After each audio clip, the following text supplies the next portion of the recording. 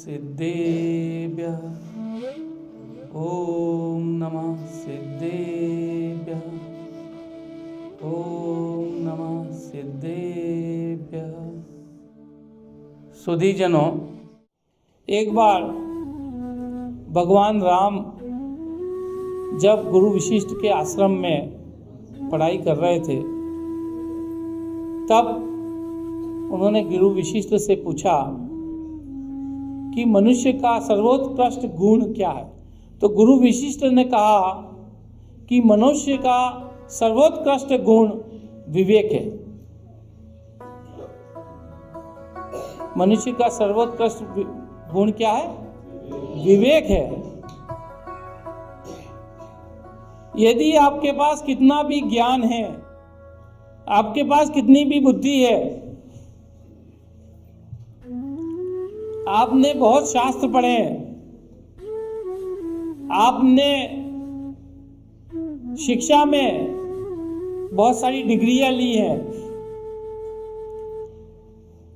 चाहे आप इंजीनियर हैं, चाहे आप एमबीबीएस करें, एमडी करें, या किसी भी बड़ी डिग्री तक आप पहुंचे हैं, लेकिन उस ज्ञान के साथ यदि आप अपने विवेक का उपयोग नहीं करते हैं, तो वो डिग्रियां, वो ज्ञान, वो बुद्धि, वो शिक्षा किसी काम की नहीं है। एक बार एक राजा के दरबार में 3 लोगों को फांसी चढ़ाने का आदेश होता है। राजा उन 3 व्यक्तियों को फांसी देने का समय निर्धारित करते हैं और अपने राजपुरोहित को आदेश देते हैं कि वो खुद जाकर के उनको फांसी दिलाएं और वो जो भी निर्णय करना वो उस समय जाकर के करें। तीनों व्यक्तियों को नियत समय पर फांसी देने लाया जाता है। राजपुरोहित भी वहां पर आ जाते हैं। पहले व्यक्ति को फांसी चढ़ाने की प्रक्रिया होती है, उसके गले में फंदा डाला जाता है और वो जो चांडाल होता है वो अपना ट्रिगर दबा करके नीचे जो उसका होल है वो खोलने के लिए दरवाजा खोलता है। वो बहुत प्रयास खोलता है तो खुलता नहीं है, तो उस व्यक्ति को फांसी नहीं लग पाती है। तो राजपुरोहित कहते हैं कि ईश्वर की इच्छा इसको फांसी देने की नहीं है, तो इसे मुक्त किया जाता है। तो उस व्यक्ति को फांसी की सजा रद्द करके उसे मुक्त कर दिया जाता है। दूसरे व्यक्ति का नंबर लगता है, फिर वही प्रक्रिया अपनाई जाती है। उसके गले में फंदा डाला जाता है, वो जो है हैंडल से उस दरवाजे को खोलने का प्रयास करता है, नहीं खुलता है।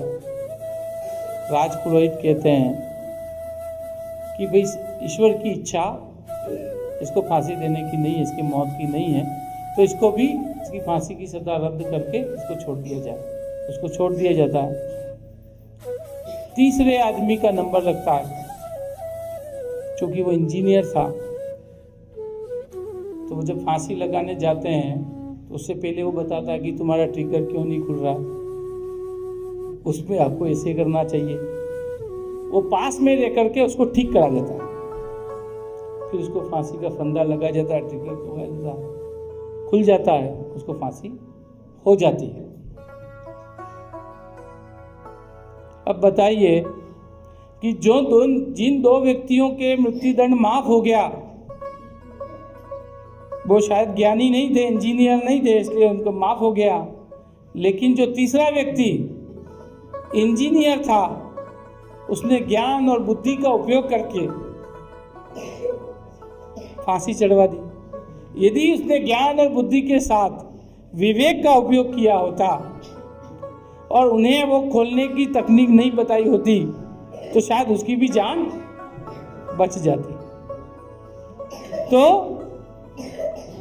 हमें हमारे ज्ञान का कहाँ उपयोग करना है और कहाँ उपयोग नहीं करना है, वो भी हमें कौन बतलाता है?